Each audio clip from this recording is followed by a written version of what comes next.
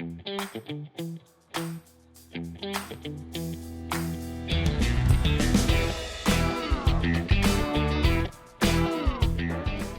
today's episode, I sat down with Michael Burns. Michael Burns is a serial entrepreneur who even ran for president at one point. Today, we talk about three really important topics. One is how sales can teach us to be better leaders. Talk about the importance of showmanship and how each one of us can develop greater skill at that. And lastly, we talk about how the Grateful Dead can teach us about business. I hope you enjoy today's show.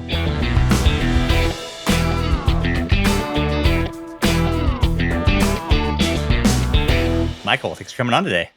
Very happy to be here. Lovely Friday afternoon. We made it through another week. So I took a look at your background from our first conversation. You run a coaching company, you run a fund, a recruiting company, a consulting company, technology, obviously. You've been in the entertainment business. You've run cannabis companies, t-shirt companies. You've even run for president. Take me all the way back. Like, what was the start of that? Like, what was your first entrepreneurial venture and vision? My first, I grew up in a part of Connecticut called Coscob, Connecticut. And in the 80s, if you know the highway there, I-95, it fell down. The bridge actually fell. The northbound side fell.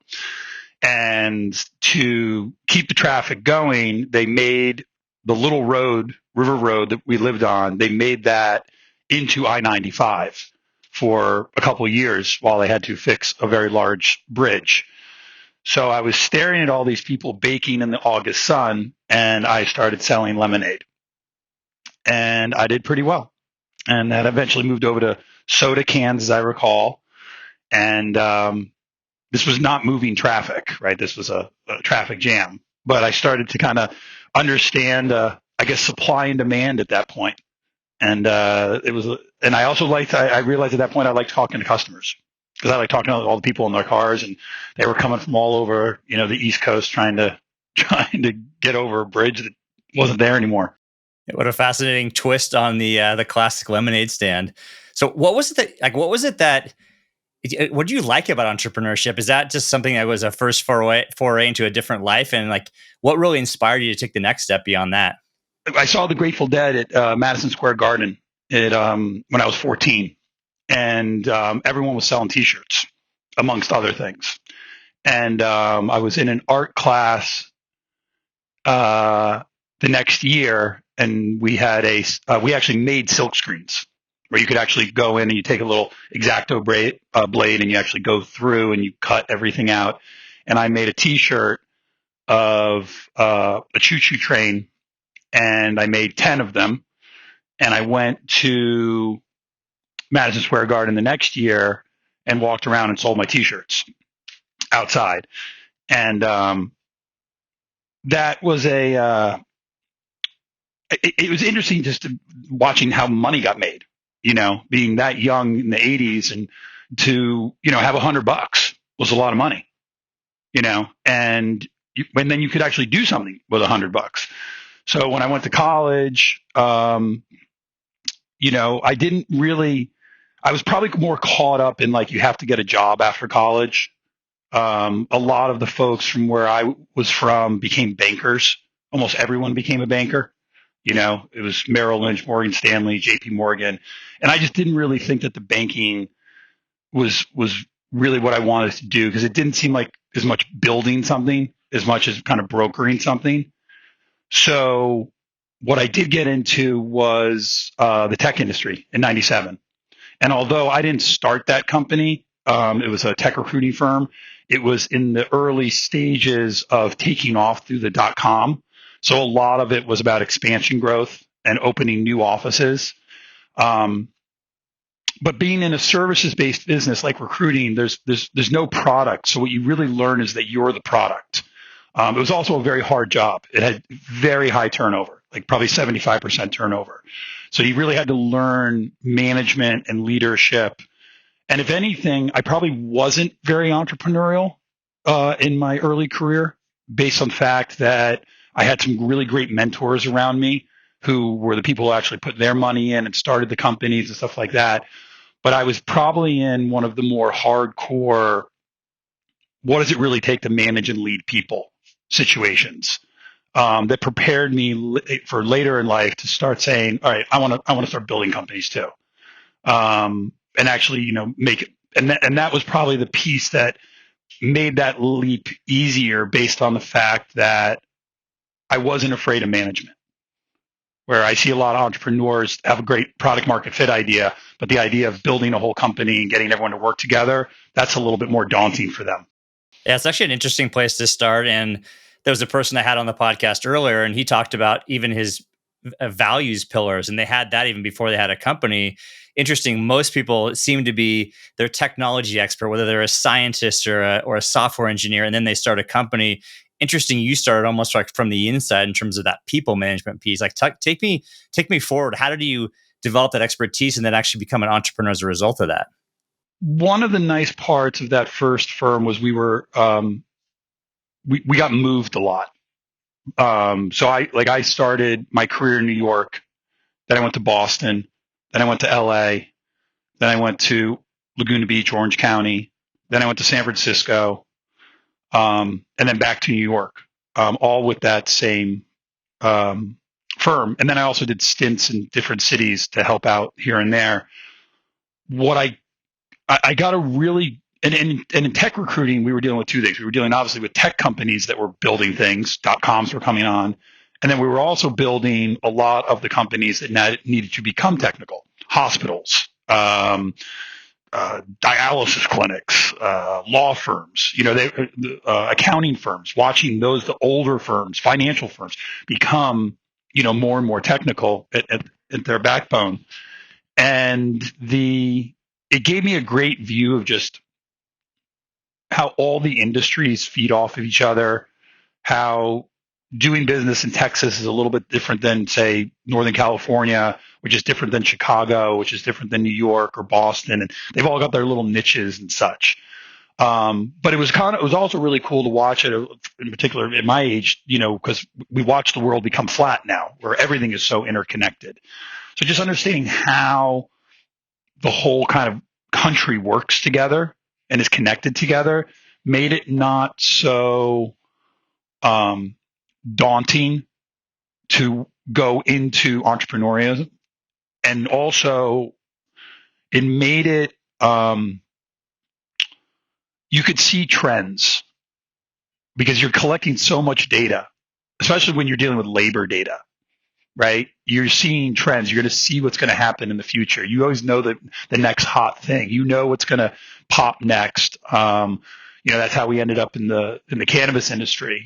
We were watching it, out here in California, and we knew it was going to go. Now that ended up being a much harder one than any of us ever thought, but certainly we could see the path of what needed to be done as a fledgling industry had to become a legal industry, because it was actually a legacy industry. It wasn't actually just, it happened overnight. Yeah, I remember one of the things you said when we talked before is something about a recruiting firm as being almost like a spy intelligence apparatus, something like that. Yeah, definitely. I mean, it's also like being a divorce lawyer, right? I mean, you really understand that they're called RFLs, reason for leaving, right? If somebody comes into your office and you're a recruiter and they say, back in San Francisco, an engineer would come in and say, I'm leaving Salesforce or wherever, which is a really good company. And be like, no, you're not. You're having a bad day. Get out of here, right? Or, money wasn't really the issue. It was career growth. It was career growth more than anything else that people looked for. Or it was a relationship with their boss, or it was learning things. But when it came at the macro level, you could really, really see some very, very interesting things. Like certainly in .com, like in 2001, we knew it was going to blow up before anybody did, right? Because the clients became candidates. The VP of engineering who was hiring 20 people from you called up and said, hey, listen, you got to find me a job. I got to get out of here, depending on what company it was. And I was in LA for .com, which was an atomic bomb of what happened. So yeah, you can see a lot. You can also see a lot too if you're diverse. I mean, one of the reasons with what we do, You Go We Go, is we're in a lot of different streams or verticals to understand kind of how it all fits together. Because a lot of it does, as if you are successful with your company, you are going to keep going into other areas, or you're going to have to start talking to other areas. Like entertainment was a big one that we had to get into because we were throwing so many parties in the cybersecurity days. And you had to really learn how do you throw a really good party in Vegas during a tech conference. In the mid 2000s, that was not easy to pull off. Or in San Francisco, that was not easy to pull off. And we were known for that in the Rapid 7 days because I was really diving into what it took with some help of some guys from Vegas of what it took to pull off a good party in the tech industry, which wasn't easy. So play that forward in terms of, so you're in the tech recruiting space. Like, what was your first real business that you stood up on your own? Was it a tech company, or what space were you in to start out with? I went and did cyber with Rapid 7, and then that was a really good run, and I was part of the go-to-market team there and kind of putting in the how do you scale it, basically. And then because I was in LA with the engineers, I helped build out the recruiting and some of the customer success stuff out there as well. Just getting the people in and getting people more about the culture, just getting people excited, right? And then after that, I wanted to see what the Microsoft market was like. So I went into Microsoft in the SharePoint space and we did an exit over there. And then after that, I said, I want to open my first, basically it was a sales enablement go-to-market for SaaS companies because SaaS was really coming on hot at that point. And a big part of the success of the cyber company we did is we really did move everything into inside sales to keep the customer acquisition costs down. And we were doing deals over the phone that nobody could do over the phone. And this was before video conferencing. I mean, these were like literally just conference calls. But once we had that down and we started to see that model that we had built out of the Boston and LA area really was starting to get adopted across almost all the SaaS companies in Boston, which is really where the modern day kind of BDR, AE bullpen materialized from. And then, so what we started doing then was really working with CEOs who had hit product market fit, who had just probably got their Series A, and they needed to scale. And it wasn't a product company, but it was in the sense that we took the work so seriously, and we had a lot of really good early adopted companies that all became billion-dollar unicorns that we helped at that point. But one of the challenges that we still couldn't get over was we couldn't get over the that was called MICTech. We couldn't get over getting the CEO to listen as the rest of the company should be run. As I say to a lot of good sales leaders, if you got really good intuitions and you're running sales in a company and you're running it at a tech level, if you're really trying to pull off that exit and make it meaningful, you're probably resigning every 90 days to try and get the people at the top to listen to what you need them to do to not run it into a pathway that we would probably have to clean up. And you only get so many shots, because you're building a lot of momentum for an exit, or for an IPO. And when those decisions are made incorrectly, and which does happen, that's not the end of the world, but when they're made incorrectly and everyone knows it's the wrong thing to do, it's incredibly demoralizing. So we started to see that we weren't really able to affect that as much. And then right around when that started kind of taking off, I was out here when the cannabis buzz started. And then the real first time I was like, all right, I'm going to be a CEO of like a product company was when I jumped into cannabis. And that's when we built farms, labs. We had a very big client out here in the distribution business. And then we also built another recruiting company, Flower Hire.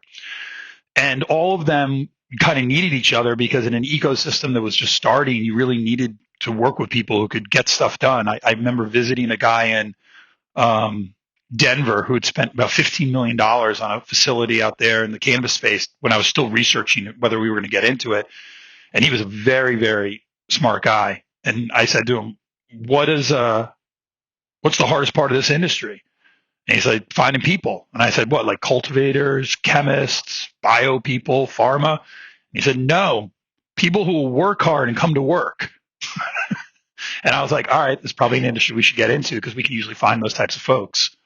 But that was really the first venture into it. Yeah, one of the things that it seems to be a common thread is the importance of sales and selling. Is I believe you actually started your career in sales, but like, how is the ability to sell? How does that set you up for success? How does that set other entrepreneurs and other leaders up for success? I think it makes you a master communicator. When I used to, in the 90s, we were cold calling, right? And this was like in New York City. So not everybody was saying the nicest things to you, okay, as they hung up the phone, okay? There were a lot of F-bombs, right? Which is why even hiring, I think on my first week, 15 people started. I think at the end of the week, maybe there was one other person in me. By Wednesday, there were definitely just 3 people. I remember that. By Friday, I think I was the only one, or maybe there was one other. Just getting thrust into the capitalism of New York and trying to get in there and do business. And I think I had to call 212-449-1000, Merrill Lynch. That was the only phone number I was allowed to call. And you had to route around the company because there was no LinkedIn, there was no books, there was no way to find out. So if you would have to do like 6 jumps. It was like playing a video game. So you had to be really good, and you had to be able to control your voice. So if you wanted to call fixed income equity swaps, trading desk, and Merrill to get transferred to the back office to talk to the guy who was going to be hiring Unix sysadmins, you had to call the front number, be really loud and really fast. Hey, I need fixed income equity swaps. Boom. You get transferred. And each time you got transferred, you had to confirm where you were because if anyone hung up on you, you had to start all over again. So usually we were getting transferred like 3 or 4 times, and then it would slow down as you got to the back office, as long as it wasn't a big trading day. So you really started to understand like tone and fluctuation of your voice. The other thing, though, is once you started dealing with like the actual sales call is you started to reverse engineer them. So at the time I lived on 93rd and 3rd and I was working on 44th Street. So I was taking the 6 train every day down, and I'd be sitting there on the train, right? I think I was making 18 grand a year, 17 grand a year, right? With $1,000 rent.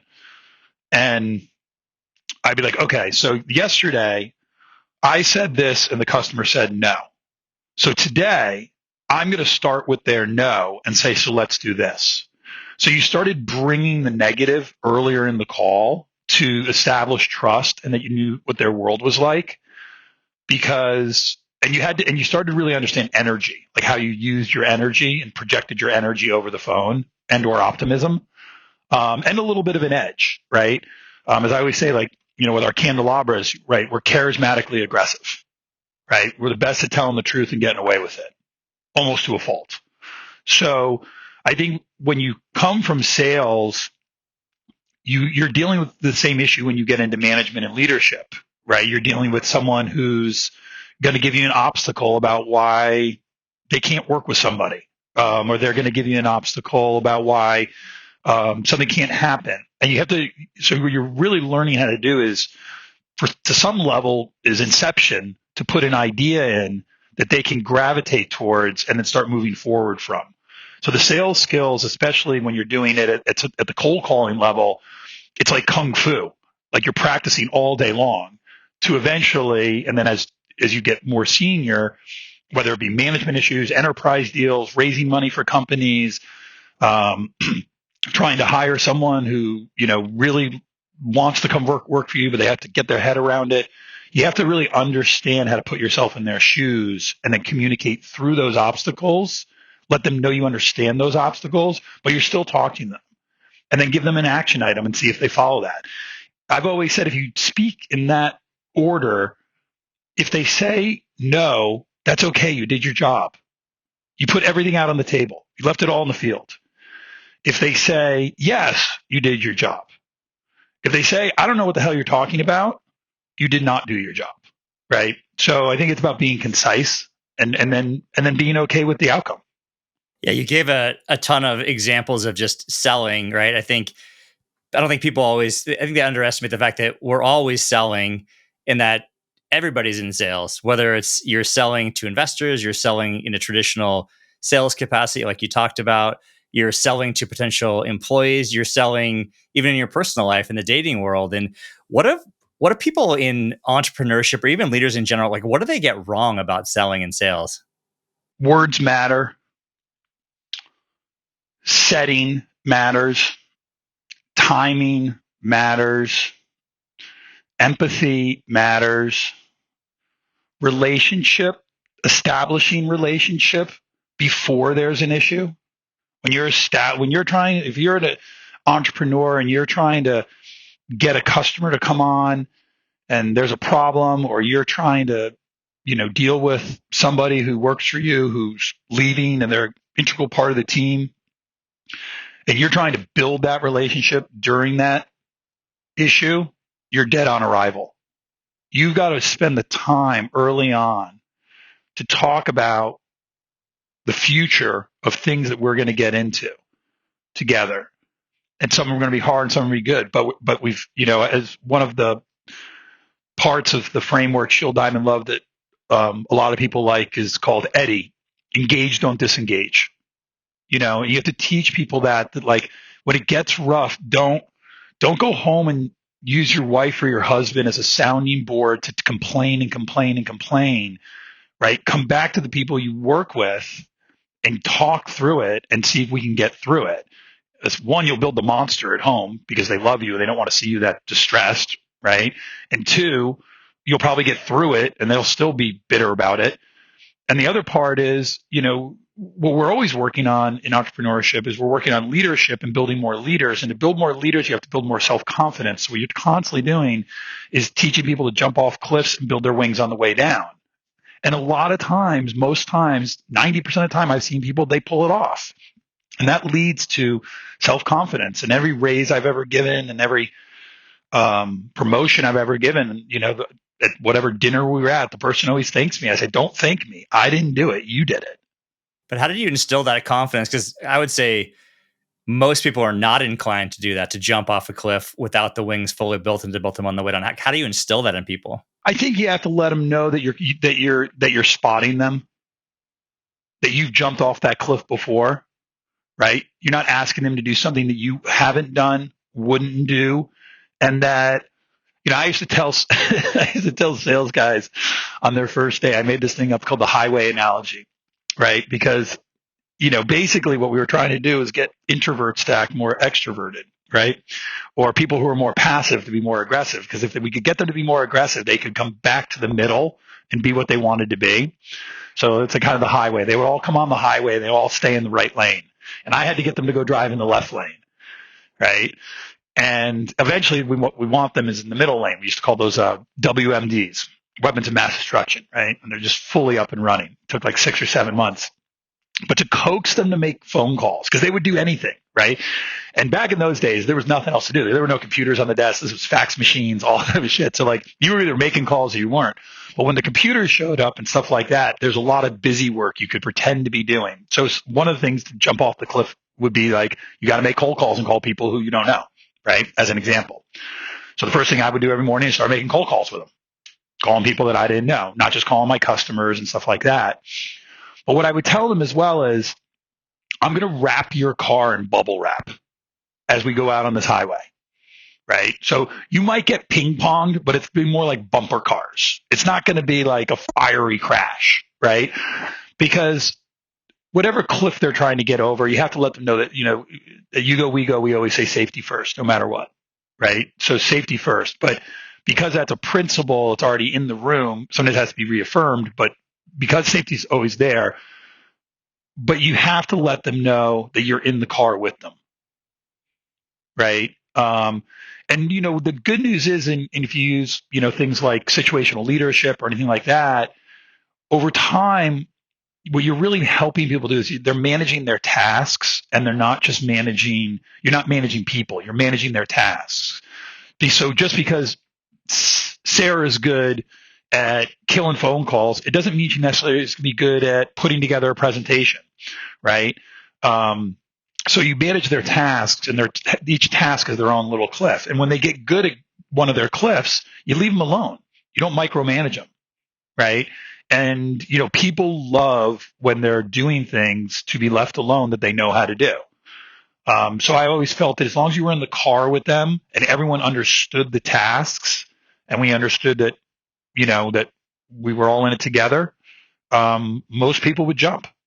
And that's been different for with engineering teams. At one of the companies, getting the engineers to come down and ring the bell or give high fives when a sales guy did a deal was not easy to do, because the engineers didn't want to talk to the sales guys, or getting the sales guys to not run down and keep asking for features to be made into the product during lunch, right? But they appreciated it. But you had to kind of know how the whole ecosystem worked together. And that's one of the reasons I did leave, staffing after 10 years, was that I wanted to get into a complicated ecosystem, like a software company, right? Especially when you go international. I mean, it doesn't get any more complicated. And take it public. Yeah, I'd love to ask you. I think a lot about personal brands, and I work with leaders in terms of helping them develop what that means to them. I think about you as someone who's in tech, who's an entrepreneur, who's a deadhead, who's a Rasta. Like, what's the intersection of that for you? Freedom. In 1997, the thought of putting a suit on and going into a bank every day to stare at a ticker would have been like going to Alcatraz.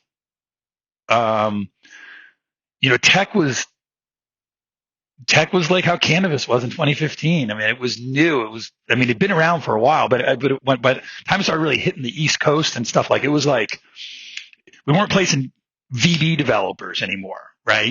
These tech companies were coming out. It was exciting to get involved with all that stuff, and go and watching like an industry emerge, and also seeing some of the old ways fall away. Now, I think tech has kind of fallen into and bent the knee to Wall Street in the long run. And I think the culture that tech was trying to build out of the Silicon Valley model somewhat has kind of fallen away. But it really stems from, when you're a deadhead, you only really believe in three things: be kind, think for yourself. If you get confused, listen to music play, and don't litter. And as Rastas, we think about so much stuff, and I'm not a true Rasta. I'm a Dostafarian, but I spent a lot of time with Ja Faith, who's our chief vibration officer, talking about the 12 tribes and how all that works in. But, it's all one love. And I think that when you're building companies, and I've made a lot of people a lot of money over the years, and I've made a lot, and I've hired probably more entry level people and gotten them to be homeowners and married and kids and multiple cars and stuff like that. When, they came in for interviews, and the starting salary was whatever, 21 grand, whatever it was that you actually had to care. My first 10 years in business, I never took a client out to dinner, but I went out to dinner every night with someone who worked with me or for me, so I think it all ties into caring and honesty. And then the freedom that things like tech has put in front of us. Now, it's been hijacked in some ways, which isn't great. And I would say that we're somewhat guilty of some of that, getting iPhones to be as addictive as they are when we were in app analytics and stuff like that. Like, that's not good. We called them monthly active users, back then. We didn't really understand the long-term, addiction that was going to be happening with these things. But overall, tech is about, openness and free information and having access to information, and that's a lot of like being a deadhead and a Dostafarian, and understanding what the Rastas are talking about when it's about communication and, and caring about people, and, getting your ego out of the way. That's why when we made the brand, the cannabis brand Fuego, everyone thought it meant fire. It actually means F your ego. Which isn't an easy thing to do. Yeah, it's so interesting as I talk about building leaders from the inside out. I mean, you clearly give so many examples of building companies from the inside out. You talk about just even one love. I mean, a great example, you went to dinner every night with an employee, not even with customers. You also talked about, when we talked before about, operations as being the spinal cord, I think you said, of companies. Everything to you starts from the inside, whereas it seems so many other people start with what's the product and product market fit. I mean, you've talked about even from the beginning of you as a leader, understanding management. So I think it's interesting just to think about the way you've gone about build companies. Yeah, I mean, I've always looked at them like a human, right? So if you think of the entrepreneur, the leader is the brain, right? The next vertebrae down is sales, because sales is reality. It's the blood pressure of the company. How are we doing? How are the vitals, right? As one of my mentors used to say, the Wolf, we all work for the general ledger, and the general ledger never lies, you know, and then behind that, you'd have like your sales engineers, say if it was a cyber company, then you've got your marketers, your product marketers, and it's all leading back to, the at the restaurant, the window, which is product management, which is a very tough job. And then you're getting into the back end of the house in the kitchen, the engineering, the DevOps, the customer success, all that type of stuff, finance, HR, executive team, what have you. But every one of those departments needs to be run by a rock star. And they have to be in the right timing of their life, right? There's certain times where I was just discussing this with an investor today. There's certain times to do startups in your life, and there's certain times you should not be doing startups in your life, right? And you got to know when you're in the game enough to do it, and you can handle it all. We talk about parenting sometimes as a startup. The problem with pulling off a startup, if you're parenting, a lot of times they're totally against each other. And I don't even have children, but I've managed enough people watching this where, if you're really running the startup the right way, you're probably not being the best parent. And if you're really being a great parent, you're probably not running the startup the right way, because it's like having another relationship is the startup. It's another person in the family, and it's a very needy person. It has no respect for your schedule, right? Especially in the early crunch days. But I think that, the t-shirt company we run, that's T-shirt. One of the T-shirts that a lot of people like, it says, if my top sales guy quits, I'm fine. If my operations person quits, I weep. Because what you really need is you need an operations team. You should really have it, if it's the company's getting bigger, you should have an operations person, not an admin, an operations person supporting every one of those vertebrae heads, and then having a main operations person who's the spinal cord and unites all those. And what you're really working on is communication, organization, and discipline, which was what one of my mentors taught me back in the day, who said I could have that one. We stuck it into the framework, and keeping the business transparently showing us its vitals, versus what I see a lot of entrepreneurs doing is going in and trying to turn over stones and trying to find out what's going on. And a lot of times they do it actually happens because they buy a little too much technology early on. It gets lost in the CRM too quickly. I mean, I always tell people, keep it on a whiteboard as long as you can, right? Because where you can actually look at it every day and stare at it. When we were building the pipe at Rapid 7, I actually built a 12-foot by 12-foot wall that was the pipeline. So every time a sales rep would come by, they would do a demo, we would go over and put the logo up, and we would watch it go from demo to qualification call to eval, right, to tech rec and blah, blah. But you could watch it, but it was literally, they would cut them out, the logos on a color printer, and stick them up there. And then over time, when we really started getting more into NetSuite, and then eventually I think they went to Salesforce, but we were really into NetSuite, and we had all the models out, I just said, build all that and put it in there. But we didn't work for the CRM and then try and figure it out. We built it all around us, and then we told the NetSuite guy, put it all like this in there. We want to see it this way. I love it. A tech company that uses analog, maybe even an abacus for doing the calculations. Right.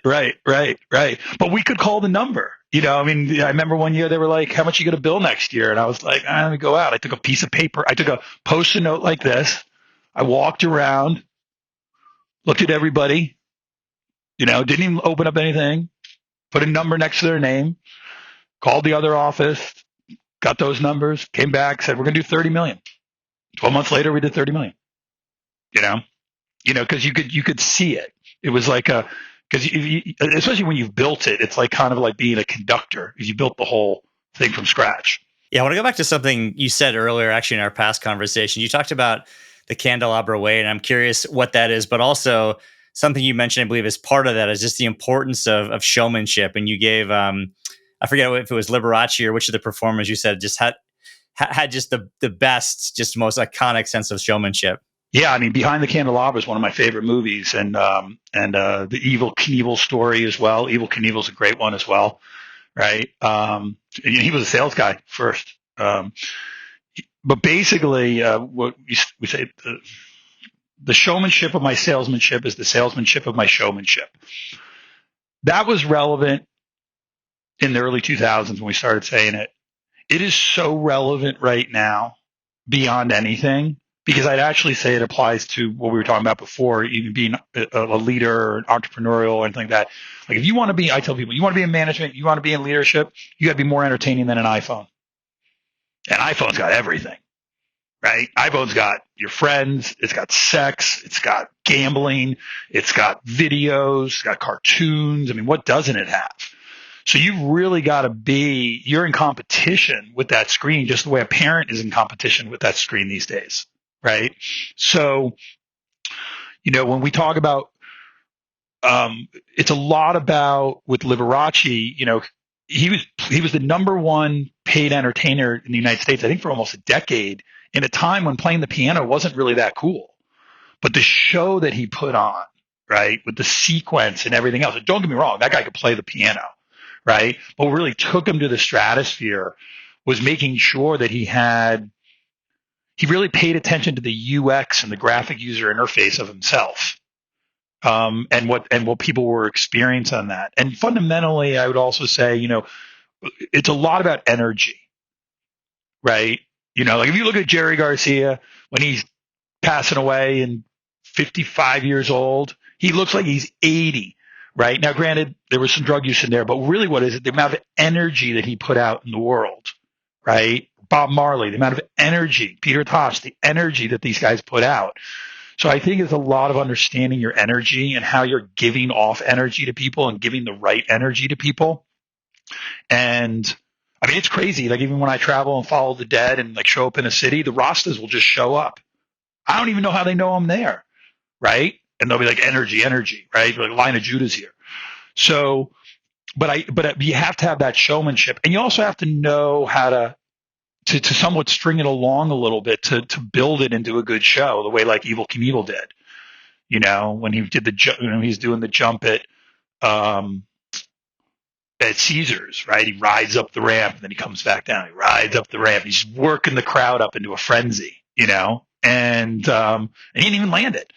And then until his son came back and did it. But yeah, I think it's a lot about understanding that it takes a lot to get above the noise of the amount of information that people are ingesting on a daily basis or struggling with or excited about. And I've always said, if you're a really good candelabra, if someone meets you and they go home that day from wherever they are and they see whoever they are, their loved one, whatever, and they say, how was your day? They say, oh, traffic was like this. And, and oh, I had to deal with this. And I met this really interesting person. Like you've got to be in the first three things they talk about when they go home that day. And if you're doing that over time, you're probably putting out some pretty good energy.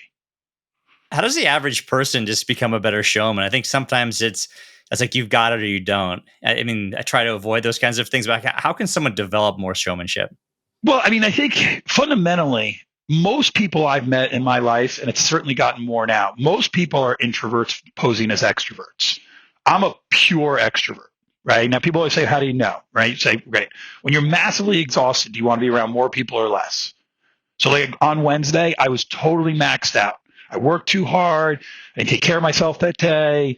I didn't exercise. I was totally maxed out. I was a little blue. So what did I do? I went out and I hung out with a bunch of people, right? In a really noisy restaurant, Italian restaurant, just to have a lot of people around me, talk to a lot of people that I didn't even know. Most people, when you're really maxed, if you're an introvert, you don't want to be around more people, right? And there's nothing wrong with that. There's not, one's not right or wrong. It's just how we're wired. I have worked very hard to learn the way of the introvert. So I had to learn that way, right? I had to learn listening skills. I had to learn a better sense of empathy, that I have now for people that I did when I was 20. Like in Shield Diamond Love, the first thing I always tell people is your family comes first, then your health, then your craft, then your pets, then your religion, and then your tribe. Then your tribe, then your team, and the individual last, right? Because it's a lot about risk analysis and prioritization. So I would actually say I'm probably the world's best expert in this. So most of the salespeople, when they come in for an interview, right? And I know how much I'm going to make them talk on the phone back in the day, right? Like, Rob, you're going to be on the phone 10 hours a day, banging, right?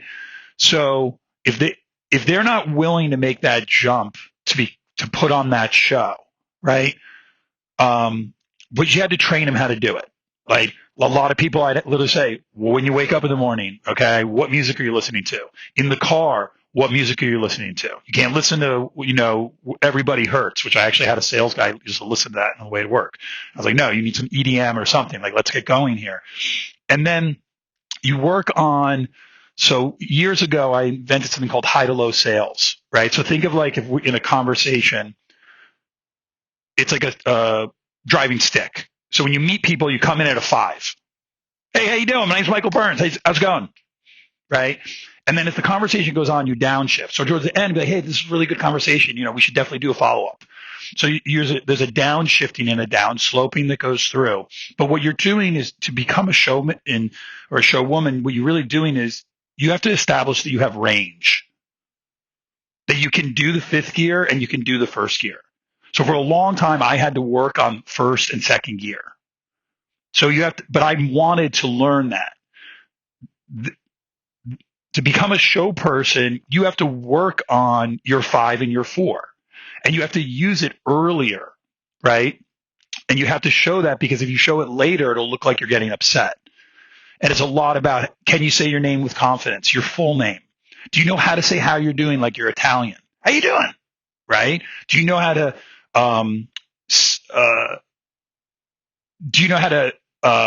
use the golden rule of sales, which I invented 20 years ago? Be interested and be interesting, right? Be interested in people. Hey, where are you from? Miami. Oh, I love Miami. Versus being like, oh, okay, Miami. Like how do you respond to things and actually get people's energy levels going up? And what you'll see is that the more that you do it, they do it, and it kind of makes things go a lot smoother. As I always say, if you're a really good candelabra or a really good manager or a really good salesperson, it's not about getting obstacles. It's about not getting them. You just don't get as many obstacles. But if you don't have that, you get a lot of obstacles. And then you have to really figure out all those Rubik's Cubes. Yeah, it's interesting. I think about, as you're describing that, and I love the idea of working on your 4s and 5s or your 1s and 2s. I think about some of the great musicians and how they create so much of that drama and intrigue when they slow down and everyone gets drawn in, and it's like, and then they go back to the 4s and the 5s for like this epic guitar solo and the crescendo. Totally. I just watched. You should watch. I just watched the new Santana documentary. I mean, it's just amazing, right? What that guy did in his career, but how he just absolutely can take that crescendo to that highest point. When I first started, all the what we were going to work on when I was a first entrepreneur, there's actually a Spotify playlist called You Go We Go's Love Parade, and I just put every song in there of how I was feeling that day. And the first one on there is by the Growlers, The Going Gets Tough. But one of the 3rd or 4th ones down is Carlos Santana, The Creator Has a Master Plan, right? And he quotes Wayne Shorter, and he says, as the great Wayne Shorter said, it takes courage to be happy.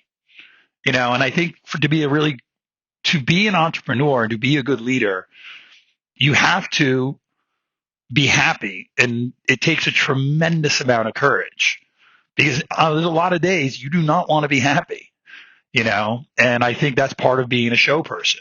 You actually, you're not being fake, right? You're actually learning to be genuinely happy. Like I wake up every morning and one of the first things I say is something's going to go really wrong today. So when it happens, I can laugh at it. I'm like, yep, there it is, and it's not surprising to me, and it's also trained my reactions to it to stay in solutions mode and not get negative and not think that we can't get through this, or as the dad said, we will get by, we will survive, or as Bob Marley said, it's all about survival. So, a lot of it's, and I think it's also watching, letting people know what you're working on is one of the best ways to get good at something. Like you want to run a marathon, tell everybody you're going to run a marathon. Put yourself in the box, right? Yeah. So if you tell everybody, hey, listen, I'm really working on my energy levels and I want to be a little bit more interesting. I want to go but don't make fun of me when I make mistakes, but I'm going to try it, and that's, the good news is that you can really, when it works, you get the applause, and you get the acknowledgement, and that will feed the behavior for you to want to try more and jump off more cliffs. Like when I was a tech recruiter, I used to sit there with a C++ Unix engineer who could barely speak English, and I would say to them, I know you don't want to brag, but I'm going to send you on 5 interviews tomorrow, and I need you to brag a little bit. You can't just go in there and they'd be like, oh, I don't want to do it, right? Now, I would call them up and say, look, this guy's got a great personality. He's not good at bragging and blah, blah, blah. But I'd be like, you got to go in and brag a little bit. It's an interview, right? They got to know what they're hiring there, right? And I would use the word brag just to really push them, because I didn't really mean it like that. But I think that's like and they would do it, and they would go and they would get really good jobs, and we would get them really good offers. But everyone's got to get out of their comfort zones a little bit. If you're looking to build that range. Yeah, I love the idea of letting people know. A little bit different, but when I started telling people I was working on a book, I can tell you that you're going to finish it, you're going to get better because people do ask you about it. So I love the idea of, hey, I'm working on becoming more interesting or developing that range or whatever it may be. It like almost recruits a fan base too. And not a fan base, but more like a champions that are really supporting you along the way. Yeah, I mean, like right now, because I took my Instagram followers all the way down to 0 before the last TED tour. And I was like, let's really build a really positive, let's even build a positive community on Instagram, which isn't always easy, right? So there's only 3,000 followers on the MXP Candelabra Instagram. I got sent something yesterday that it's reaching 650,000 people, right, on the back end, because it's a vibration, but what that does is it also puts really good pressure on me to continue to work on these other projects. Like, all right, I've never been on a podcast before. People have asked me to do it for years. I loved what some of the stuff that you had put out there in your book. I liked your vibration. I really, Aaron Fulkerson is a dear friend and was a client. He was one of the McTech clients back in the day that we went into his company and whooped it up and helped him. So I was like, this is probably the right time to do it, and it's a push for me as well, because these aren't exactly normal for me to do. Well, cool. It's been fun. Hey, I want to ask you about one last thing. You talked about several times the Shield Diamond Love framework. I'd just be curious, like, what is that and how you apply that in life and business? Well, did you write your book during the pandemic? I finished it during 2020. Yeah. Yeah. Okay. So I was going to write a book. And as you can see, instead, I was like, I'm going to paint my whole house. Right. So I painted my house, and then you could start to see that we were going to have to go back out and things were going to, loosen up. And I was like, all right, well, how am I really going to put something out there that I can help entrepreneurs understand how to run their companies in a very simple playbook of only 15 components, or I call them elements. And none of them are exactly amazing, but it's a framework of how you build a company. Over time, as I've put it in places, it's become more of a framework and it's really based upon, it's really based upon backup. It's really based upon how you build a tribe. The best companies are tribes. They're not cults, they're tribes, right? And tribes are different. And the framework is basically a consensus of the tribe's risk analysis and prioritization. So that as you build something together, it starts to become like a hurricane or like a tornado. Just starts going around and around and around, right? You know, because I've been enough in these spaces when we're sitting in skunk space one day, and then one day you're watching it, ring the New York Stock Exchange, and it's not a strategy, it's an attitude, but that attitude can be broken down, right? And yes, you need strategy, but the attitude is more important, and the attitude from a collective group is strong, or as if it's all a united front. And so what the framework really does is it allows us to acknowledge everything that people have going on in their lives. Like, pets are important, right? My Yorkies are important. If there's a problem with my Yorkie, I do not have to explain why I'm not coming to work. If you have a problem with your child, you do not have to explain why you missed that meeting. You don't have to explain, because if you're not doing that, you're not a really, really good person. But when it comes to the tribe comes first, after your family and your pets, and then the team comes second, and the individual, if it all, comes last, which is why you could see something like Silicon Valley's kind of upside down. Like LinkedIn made it all about the individual, right? In a good way and in a bad way. And I love LinkedIn, right? I've been on LinkedIn 2 decades. But what it really does, and I think the most important part of it is, if you look at it like a baseball diamond, the first part of it is, where is the tribe motivationally, operationally, and inspirationally? And motivationally means, are we able to attract a talent at the right time in their lives to come work and be part of it? Operationally, are we able to onboard them into the tribe? No one's good at onboarding, right? It's like one of the hardest skills. These people are too busy to do it. And then inspirationally, once we do all that work to find them, onboard them, hire them, do we retain them, or do they leave, right? And if I'm going to say it in a deadhead way, who's on the bus? Are they in the right seats? Do they want to be on the bus? Do we want them on the bus? Most of the places I go in when I'm helping entrepreneurs, they haven't even gotten the bus ready, and they've already shot it into space like a space shuttle. And I'm like, buddy, Ryan, why might have kept that on the tarmac a little bit longer while we really figured out who's going to Mars? But these things happen. So the shield is the laws of the tribe. The diamond is the rules, and the love and the heart that surround it all. When you finally get to that, is the norms. And that's basically how you build civilizations and tribes. And over time, when you have something good like that went from laws to rules to norms, you don't need a cop on every corner. It's self-governing in itself. You still need a hierarchy, which is why we have the Candelabra. So I think I told you before, there's in You Go, We Go, if you look at an org chart and turn it on its side, it's an NCA bracket. It actually leads to not the greatest competition, and people don't want to really help each other because they're trying to win the bracket.